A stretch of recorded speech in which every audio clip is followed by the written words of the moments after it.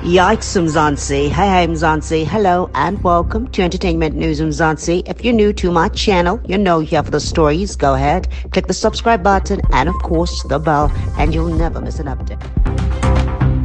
Mzansi, ahead of his funeral, Keenan aka Forbes, a late fiance's family lawyer letter suggests a foul play leading up to Tembe's passing. Now, Tembe family lawyer believed that the rapper pushed or threw Tembe from the balcony of their hotel room at the Pepperclub Hotel in Cape Town. Yikes, Mzansi. Mzansi, reportedly, the letter was written 2 weeks after the Tembes were told that the National Prosecuting Authority will not be prosecuting AKA. Now, this week's NPA's decision to not prosecute AKA comes at a time where social media is breathing down the Tembe family, accusing them for the murder of AKA. Now, to date, Moses Tembe has released already 2 statements rubbishing these damning social media claims and accusations leveled against him.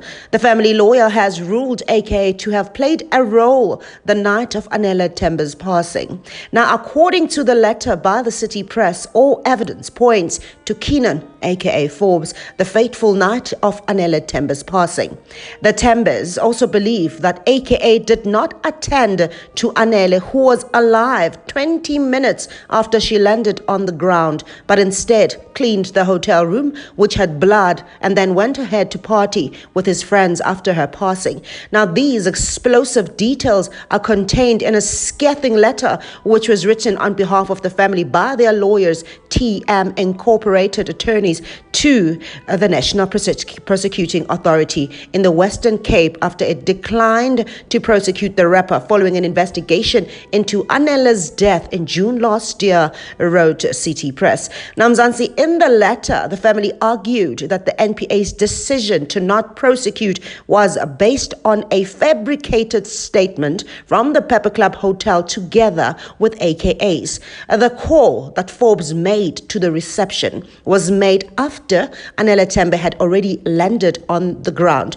The video footage that captured the fall records a time that is prior to the call that Forbes made to the reception of the hotel. The evidence in the form of the record of the call and the video footage, which are contained in the docket, was shockingly ignored. The receptionist is easily contradicted by that report, the publication. Yikes. Namzansi reportedly robbed Stefanuto, who heard the argument between AKA and Tembe right before the other tragic eventuality played out. Stefanuto confirmed he had a heated argument between a male and a female coming from AKA and Nellie Tembe's hotel room. Reportedly, the lady who later turned out to be Anele Tembe was heard desperately asking the attacker, being male, to leave her alone. Moments thereafter, Stefanuto heard Anele Tembe drop. He then administered CPR on her.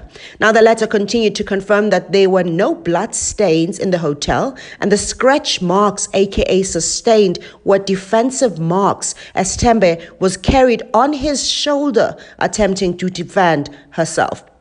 Now, Mzansi, the scratch marks on Forbes' body, specifically at the back, which scratch marks were defensive marks in an upward direction, indicating that Forbes was carrying Anele on his shoulder while she attempted to defend herself. The scratch marks are indicative that Forbes threw her over the balcony, reported this publication.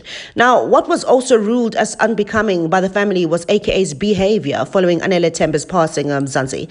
The rapper is said to have proceeded to party with his friends instead of attending to his fiancée, who had just dropped from a hotel balcony. He did not attend to his injured fiancée, who remained alive for approximately 20 minutes. He did not go to perform CPR on her.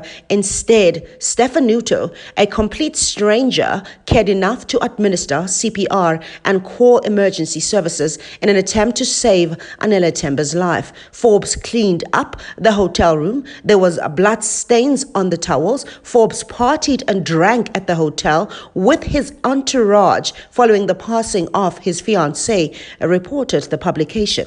Now, the National Prosecuting Authority confirmed this week to have declined prosecuting AKA over this matter as the case was still being investigated. Yikes, Mzansi. Now, the plot thickens. Now, as the Tembe family is being embroiled in AKA's assassinations, more details are coming out, and it seems like now there is even more details as to what the Tembe family believes to have had happened to their daughter on that fateful night at the pepperclub hotel. And of course, as you can hear on this report, that this letter was written 2 weeks after the NPA had decided that they will not be prosecuting, and then AKA dies.